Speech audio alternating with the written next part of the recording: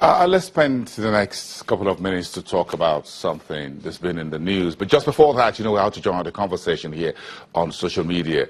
I'm sitting in for Harriet Egbe, who is the show host. So that's at CTV Harriet. She's keeping one eye permanently on the show on a daily basis. Sometimes she's on Twitter as well. So get into the conversation. I'm also hanging in there, as always, at B. Boson. And of course, you can put it, your comments, views, and they are always coming, and we appreciate that, don't we? At Channels TV and at B's Morning if you want to go specific in the world of business, economy, finance, investments, and the markets. Those are the 5 pillars of what we do. Now let's talk about the business of budgeting and the controversy that is currently going on around the parting of the 2016 budget. This is one budget that have been through so much crisis and stress since its preparation in late 2015. So how did we get to almost a year after, and this budget is still being knocked about by different forces? Let's bring in the man who is here in the studio with us this morning, Olufemi Lawson. He's an executive director at the Center for Public Accountability. Good morning. It's my pleasure. Thanks for coming. If you look at the 2016 budget as an object, and it's been kicked around for close to a year, but now that object should be getting tired. Seriously? Yes, it's been knocked about so much. But let's spend 1 or 2 minutes. Bring us up to speed. What do you understand by the process of national budgeting? Well, from the very moment it was presented by the President on December 22nd, 2015, to the point that it was eventually signed into law on May 6, 2016, there's been a lot of issues. And from the very early stage, there have been accusations of padding and counter-accusations of padding from both the executive and the legislature. But one thing is clear, and which we must get clear, it is that the Appropriation Act, from the time it was a bill, and from the moment it was signed on May 6, it became an act of the Parliament, it became a law, and it is only, normal or legitimate that whatever has to be amended or has to be challenged as far as the content of that act is concerned is a process of the law. It must go through a repeal or the court. And like you rightly said in your submission, this budget has been made to go through a lot of bashings. But one thing is clear, I always go by the words of the President, who didn't hastily sign the budget as expected. At the point in one of his interview, during one of his visits to Katsina, he made mention of how Senator Doma, the Minister of Budget and National Planning, came to him and said, "No, Mr. President, you have to sign this budget." And he said, "No, if there's any issue about this budget, I'm going to hold you responsible." And the President said the Minister agreed with him. He went back, and a lot of discrepancies were discovered in the budget. And we also saw how it took the President a lot of day and night of personal observation and assessment before this budget was eventually signed on May 6. We're going to go back to some of these issues, and thank you very much. But very quickly, the process of national budgeting is executive. The job of the legislators is that have an oversight, isn't it? It's not exclusively an executive prerogative. Who prepares a budget? The executive prepares a budget. The executive prepares a budget. So we're clear on that, isn't it? Yes. Yes. So now the executive prepares the budget via the ministries, the departments, and the agencies, and up to the budget office, isn't it? Yes. So we're just trying to unwind everything to understand how we get into this serious mess that we are. Then it goes to the legislature, isn't it? Yes. Now, the issue around pardoning, was it from the executive? Because if you remember, this budget, there were issues from one particular minister during the budget's presentation in defense who says, "This wasn't my document. I don't agree with these numbers." He said that on the floor of the House. For instance, you must be referring to the Honorable Minister of Health, Professor Adewale. who, of course, instantly, upon noticing discrepancies in what he had on his hand as the budget of the ministry and what was being presented to him to defend the National Assembly, raised alarm. That is a typical example of a whistleblower who, of course, would not wait further, to accommodate. And you see, let me also point out that the process of budget making, while it may be the duty or the responsibility of the executive to prepare a budget in any system, it is not exclusively the responsibility of the executive to produce the budget. And that is why, it is constitutionally, mandated that the budget is taken to the National Assembly. Now we have, if it had been an executive legislature face-off right from the beginning of the life of this budget. We had that, but at a point in time, that there was a resolution before the budget was eventually signed into law. If you recall, there was a meeting between the leadership of the National Assembly and the president and his, selected members of the cabinet, and a lot of gray areas in that budget, were sorted out.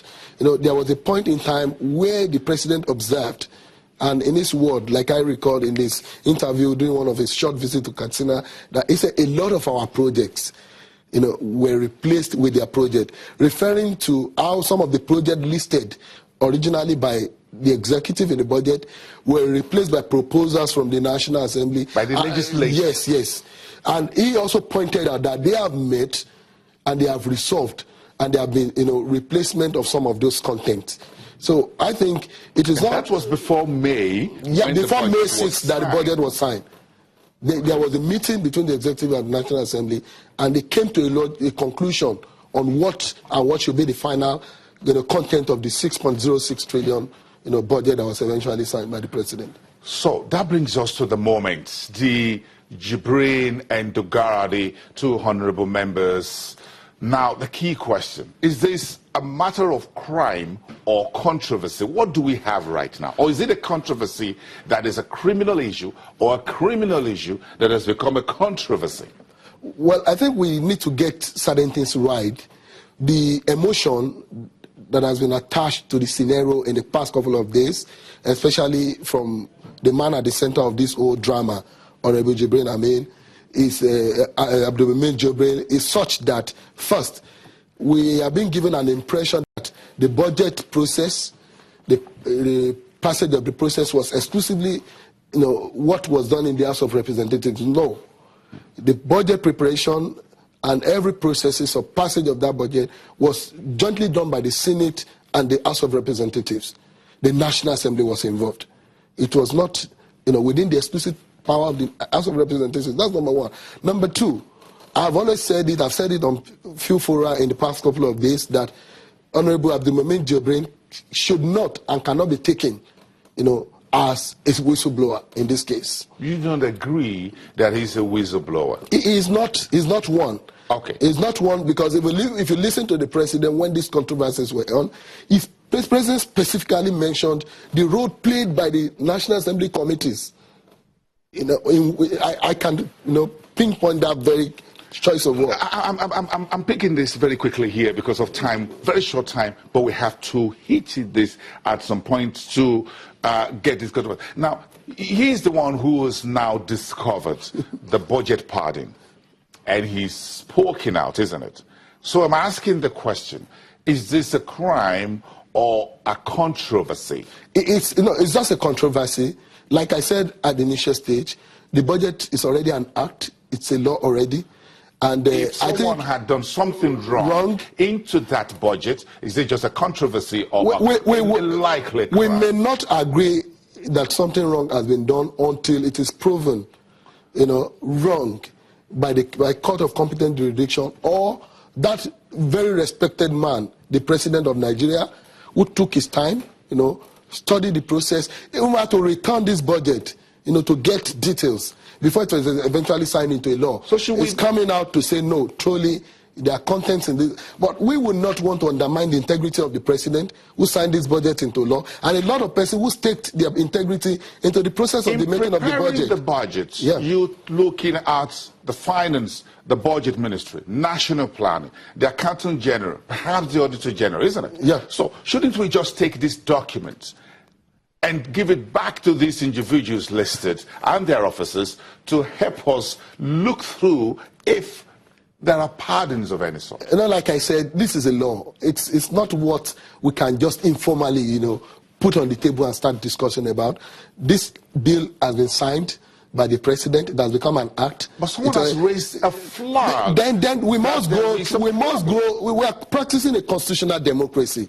Yes. It is not it's not a party arrangement, so to use that word.